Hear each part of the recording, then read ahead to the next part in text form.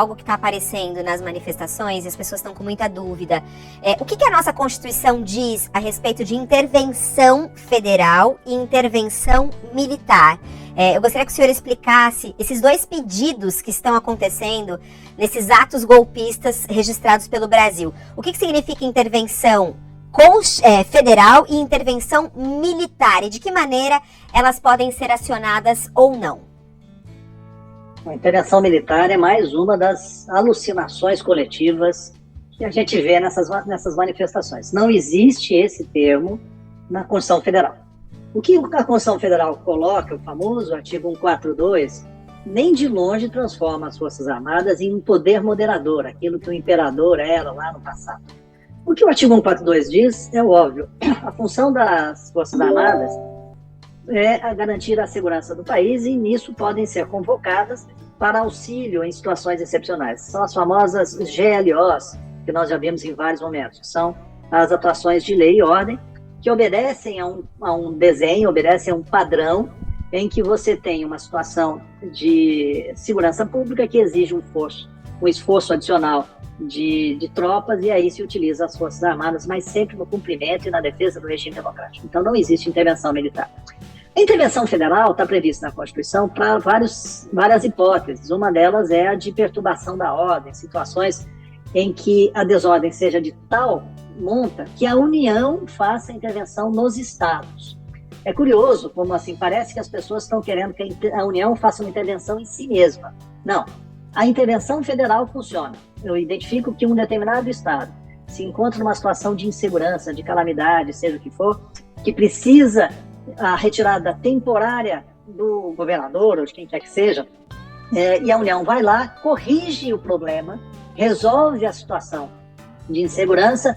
A intervenção tem que ser necessariamente pelo tempo estritamente necessário para que a situação seja resolvida. Então, seria um absurdo que as pessoas fizessem o tumulto nas rodovias, o tumulto gerado, elas falassem, não, agora intervenham aqui para quê? Mas para quê?